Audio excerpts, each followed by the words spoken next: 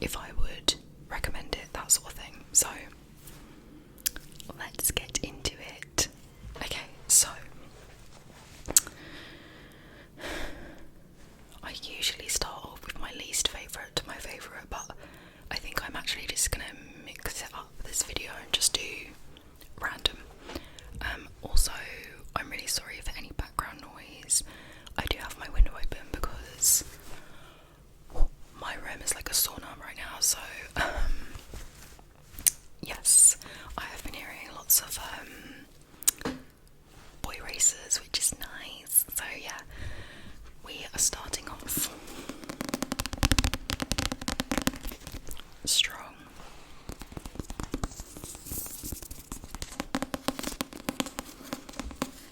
With the most gorgeous cover I ever did see. So this is Daisy Hates. Daisy Hates.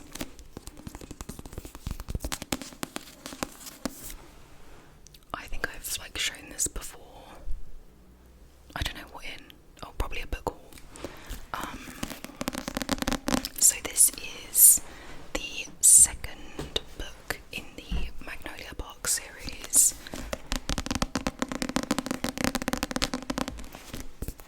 You've probably heard of Magnolia Parks, but if you haven't, it is about these really rich socialites. They're all sort of like in their 20s. They're basically known for being rich. And yeah, they're basically famous. And it's based in London, and it's very Gossip Girl sort of vibes. I liked the first one. I also did like the second one. I won't lie though, I was confused. So if you're thinking about reading this series, I just assumed, like any other series, that each book would follow. So you finish the first one, the second one then picks up where the first one left. No. They are completely separate, as in like, so this is happening at the same time as the first book. So I started this not knowing that, and I started reading it and I was like, why does it feel like similar stuff has already happened? Like, and it's because, so the first book is based on Magnolia and her ex-boyfriend BJ, so the main focus is on them. And then this book is about Daisy and her love interest Christian and her brother Julian, but they are based at the same time. So loads of the stuff that happens in this happened in the first, but it's from their point of view and their perspective. So once I looked that up, I was then like, okay, this is making more sense to me. So then the third book goes back to being about Magnolia, and then that then carries on after the first book, and then the fourth book will then be back to Daisy Hates, and it will be during the same time period as the third book. I don't know if I've explained that very well. Sorry if I haven't. I don't think I have, but anyway. I felt like that was really long-winded, but if you don't understand, just look it up, and I think I found it on TikTok and it explains it. But I did really like this as well. I was slightly worried that I wasn't going to like it as much because I felt quite invested in the first one, and then obviously this is about different characters. Like, all these characters are featured in the first one, but the main focus is on different characters, if that makes sense. And I was a little bit worried that I wasn't gonna have the same sort of like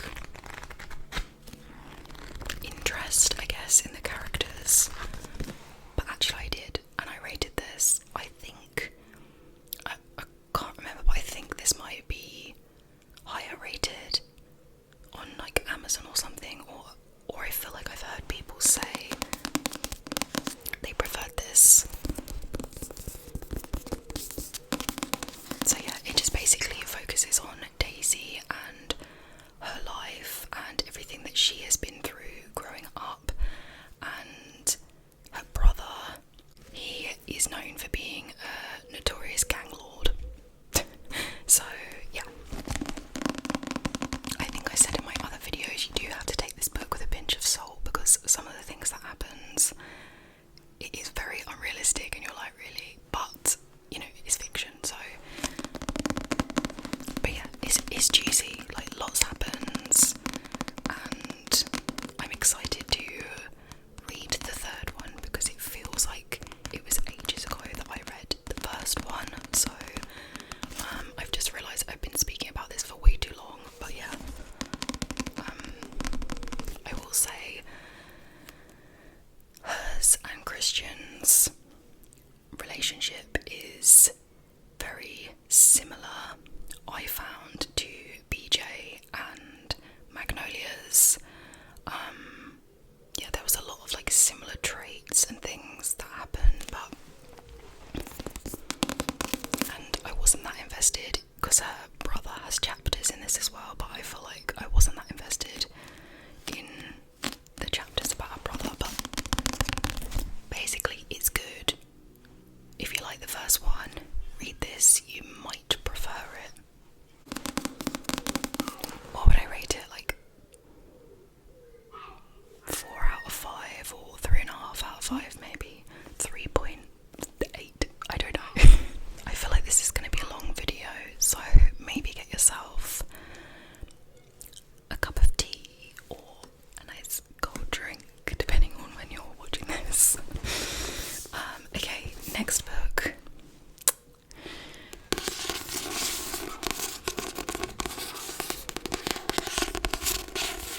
Please excuse the obnoxious bird in the background.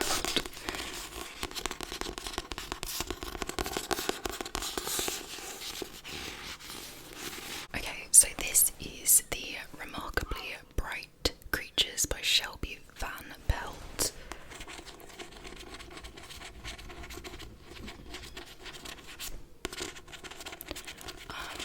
And I'm really sorry to say I did not finish this. Yes, so this book my mum actually lent me. So my mum recommended this book. She's a big reader, and I can't lie, she explained it to me and I was like, Mum, that sounds really weird. And she was like, no, hear me out. It does sound strange, but the story behind it and everything is really, really good. I couldn't get into it. To be fair, I don't know, how much did I read? I think I read like just over 100 pages, and I was really struggling. It's very slow, and I'm very impatient, and I don't like slow burns with books. I want to be gripped within like 50 pages. I don't want to have to wait to feel like I'm invested in a book. I don't know if that's wrong, but I just felt like it was slow and nothing was really happening, and I wasn't invested in the characters, and I feel really bad because, again, this has got so many good reviews, and I've heard so many people rave about this. So it's one of those ones where I actually feel guilty for giving up on it. Maybe I will come back to it because maybe I was just, I don't know, you know, sometimes you're in a bit of a reading slump and certain books just don't like grab your attention. Maybe that's what happened, but I could not get into it, which is so annoying. I won't read the full blurb, but it's basically about a lady called Tova. She works, I'm just like sort of skimming it, she works in an aquarium, and there's this octopus called Marcellus, and she basically, I think the moral of the story is she ends up having this friendship with this octopus, and it's really clever, escape out of its tank, and it's quite mischievous, and I don't know, it starts like stealing like food, and I think she ends up building this friendship with this octopus. And basically years and years ago her son disappeared, and I think basically the octopus somehow helps us solve it, or something along the lines of that. But apparently it's a really lovely book, so don't let this put you off. Please let me know in the comments if you've read this, and should I persevere, should I try it again? Let me know, because I haven't fully given up. I might come back to it at some point, but not just yet.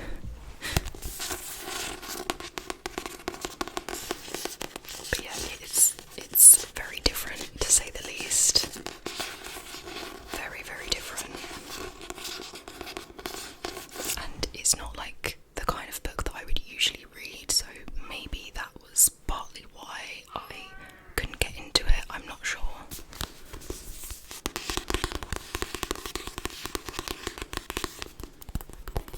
And I messaged my mum and I was like, I'm really not feeling it, and she was like, oh, that's a shame, you know, it's just a slow burn. And I was like, oh, but I don't want a slow burn.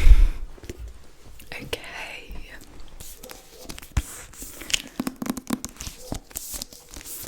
This is our next contender, which is Malibu Rising. Please ignore the dog barking, we're just going to pretend that is not there. By Taylor Jenkins Reid. This has been out for a really, really long time,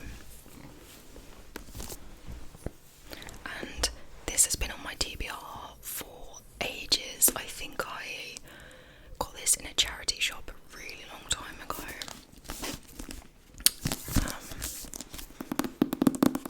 I thoroughly enjoyed this. I really, really rate this book. This is the second book that I've read by Taylor Jenkins Reid, and I really like the first book, and I really, really like this one. I don't really have a bad word to say about it. It's very, I feel like this would be a really nice book to read on holiday. I can picture like sunbathing or like on the beach reading this. It gives me that sort of vibes because it's set in Malibu, and they have this house on the seafront. So yeah, it's very summery vibes. I would just quickly read this. I usually read like the blurbs of the books in my book hauls, but I don't think this has been in one of my book hauls because it's been on my DBR. So, but it says, it's the day of Nina Rivers' annual end of summer party, and anticipation is at a fever pitch. Everyone who's anyone wants an invite to catch a glimpse of the famous River siblings. Nina, the talented surfer and supermodel, brothers Jay and Hud, and one a championship surfer, the other a renowned photographer, and their adored baby sister Kit. Together the siblings, a source of fascination in Malibu and the world over, especially as the children of the legendary singer Mick River. By midnight the party will be completely out of control. By morning the River mansion will have gone up in flames. Yeah, so it's basically about the River family, and it has chapters set in the past and set in the present, and it talks about her parents, her dad he ends up being like a famous, this bird, he ends up becoming this really famous rock star, and it talks a lot about what they went through as a family. It talks about their mum and what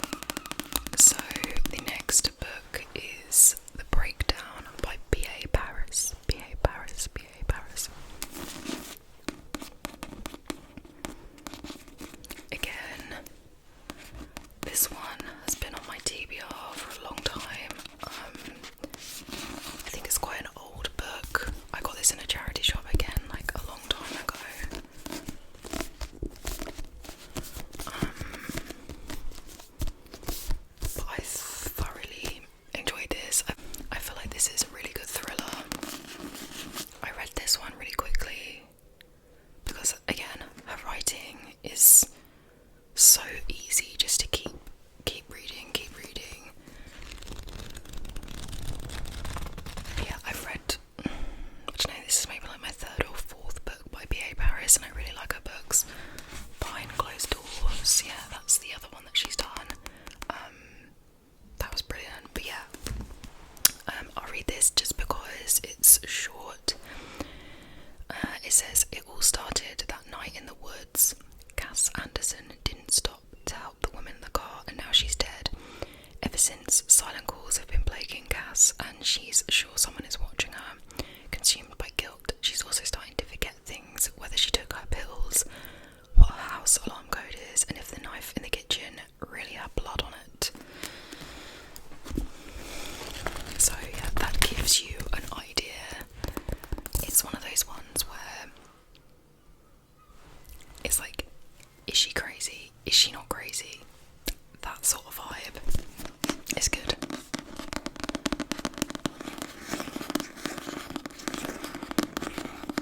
I would recommend.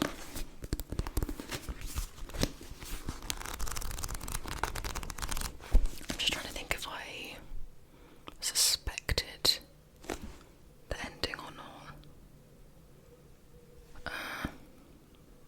No, I don't think I did.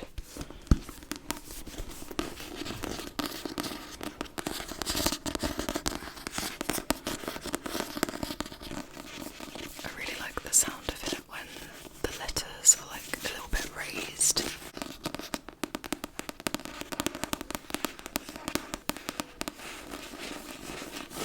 Also, if you're watching this and you haven't subscribed yet, please consider doing so. It would really help my channel out, my little channel.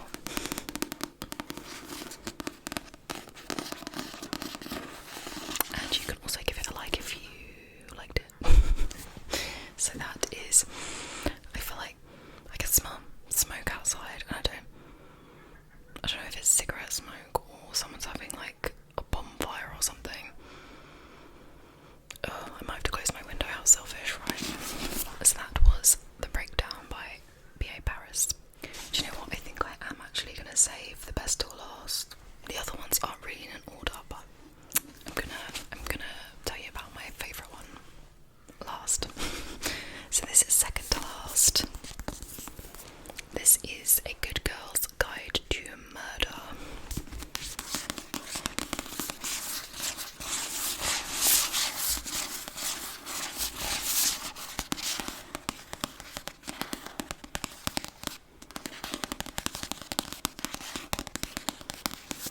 I heard about this a while ago. So there's 3 in a series. In this series, there's 3 books.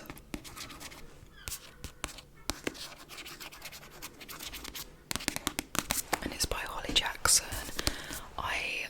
I've seen so much stuff about this book that I had to sort of cave and see what all the hype is about.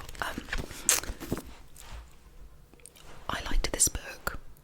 I didn't love it. I wasn't obsessed with it. I feel like it's got a lot of good reviews and I feel like it has a lot of hype. However, I enjoyed it, but it's not like one of my favourite. It's not one of my favourites, and that's fine. I don't feel like it sort of lived up to all of the hype, personally. However, I did enjoy it, and I probably will still read the second and third eventually, but I'm not gonna rush to read them at the same time. Like, I would probably buy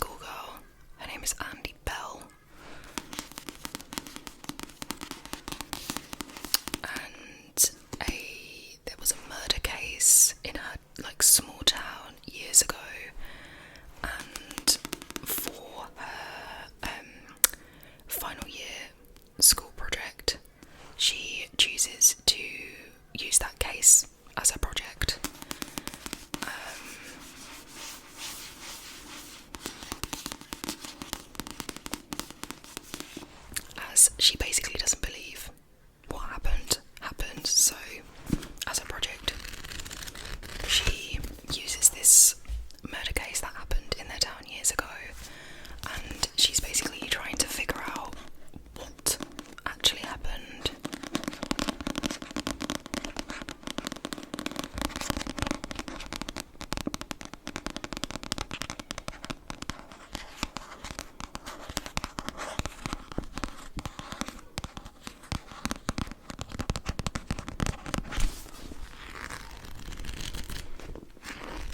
Again, there's a lot of parts in this that were very I don't want to be that person because it is fiction, it's not real, but there were parts of this and I was like, how is a schoolgirl this clever? Like, is she a genius? She's not a detective, she doesn't work for the police, just a schoolgirl doing this class project. Like, how is she so clued up? So that bit was a bit like, but again, I liked it. I didn't love it. I'd give it a 3. Okay, we are on to the last one. So,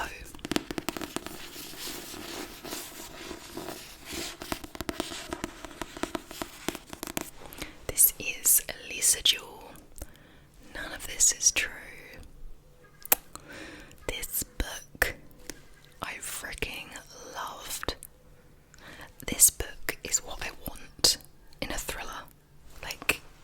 This is what I want. I read this incredibly quickly. It's one of those books where I felt like I couldn't put it down, and I just kept saying, oh, one more chapter, one more chapter, one more chapter, and then before you know it, you finished it and you're like, ah, shit.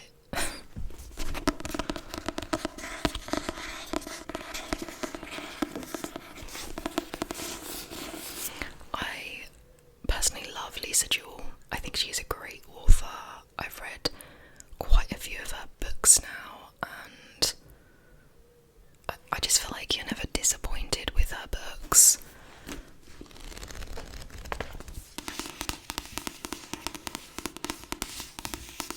Yeah, so this is about 2 women. I won't read the full blurb. So yeah, this is about 2 women. They meet by chance on the night of their birthday. 2 women, 2 very, very different women, very different lives, complete polar opposites. They're both going out to celebrate their birthday at this nice restaurant, and they bump into each other and they're like, oh, you're my birthday twin. And they end up finding out that they were actually born in the same hospital on the same day. And yeah, the main characters are called Alex, and she has a very successful podcast. So she's a podcaster. And the other character is called Josie Fair. And Josie Fair becomes she's an interesting character. She basically, she wants to know more about Josie. She becomes, about Alex, she becomes very, very intrigued by Alex, and Alex is at the point in her podcast where she feels like she wants to try something new. Basically, this Josie